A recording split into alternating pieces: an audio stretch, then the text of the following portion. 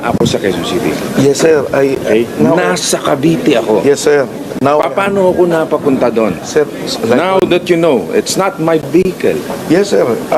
Like what I've said, I just relied on the information that was relayed to me ng tropa ko, sir. Yes, So sir. based on hearsay, Sir, wawasakin mo yung sir, senador.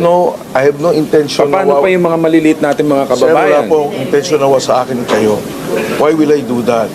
Bakit mo binanggit yung pangalan ko Sir, sa media? yun po, Sana nakakaradyo po ako. bine-verify niyo muna. Sir, that's what I binanggit did. mo sa radio eh. That's what I Sir, di po ako Narinig ko yun. in-interview na sinabi ko po na nandun kayo. Wala po akong binanggit na gano'n.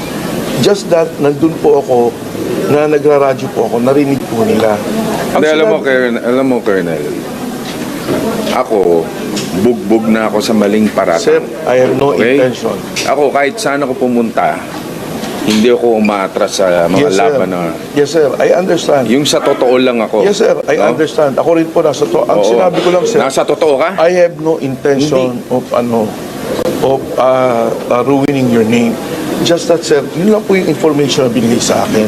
So I relied on that. If it was a mistake, then I like what I've said kanina, sir.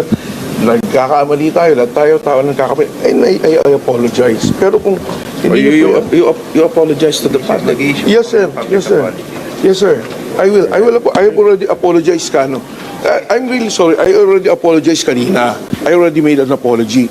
Tao lang po tayo. Lahat po tayo nagkakamali. Eh ngayon, kung nagkamali po yung enforcer ko, as the commander of the task force, the buck ends with me. I do not need to present the enforcer anymore. Kung nagkamali siya, ako na po ang sasagot noon. Sir, ang Ngayon, balak nyo sa enforcer, patatanggal ninyo? sir, wala po akong balak ipatanggal. Kung ako na lang, di ako na lang po.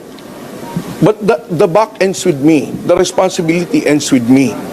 Yun po ang ang ng commander eh. Bago matapos ang video ito, gusto ko magpasalamat sa Videong sponsor na 1xBet. Dito sa 1xBet, marami kang sports na pagpipilian na pwede mong tayaan at mapalago ang pera mo.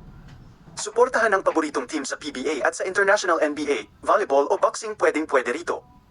Napakadali lang mag-register, pindutin lang ang link at i-type ang promo code 1xbalita upang makakuha ng 6,000 pesos sa unang deposit.